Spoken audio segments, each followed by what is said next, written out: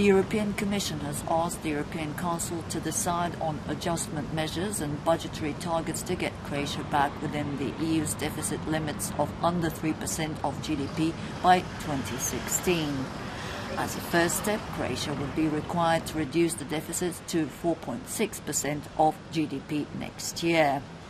EU finance ministers are expected to debate the Commission's recommendations on January 28, when Croatia's entry into the EDP, or the excessive deficit procedure, is expected to be announced. Finance Minister Slavko Linić has said that Croatia must be satisfied with yesterday's recommendation by the European Commission to bring the country under the EU's mechanism for disciplining budget offenders.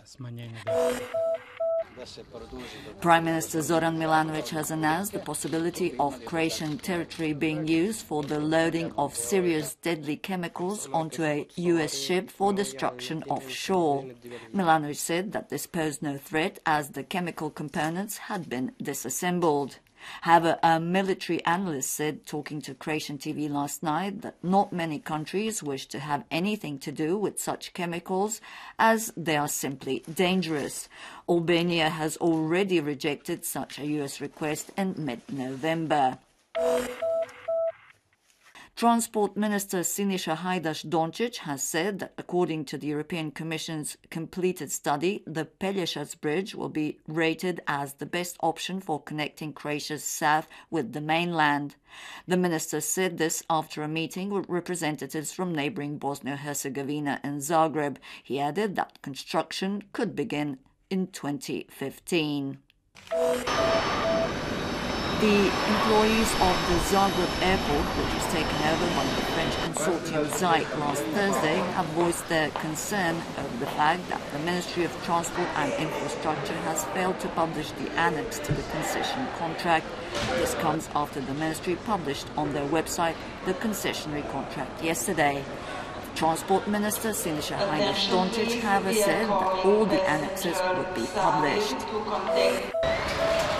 Former Croatian Chamber of Economy Director Nadan Vidošević is to remain in investigative custody for another 2 months due to fears of him putting pressure on witnesses. Vidošević was arrested in November, suspected of diverting some 32 million kuna from the chamber through a scheme based on fictitious invoices. Turning to sports. In the World Water Polo League, in the second round of Group B play, Croatia was defeated by Greece in Zagreb last night by a score of 11 goals to 12. And the weather for the rest of the day. The afternoon is to see some moderate cloud build-up in the northern regions of the country. Elsewhere, mostly sunny. Light to moderate westerly and northwesterly winds along the coast. Sea slight and visibility between 10 and 20 kilometers. Top afternoon temperatures from 7 degrees inland to 16 along the coast.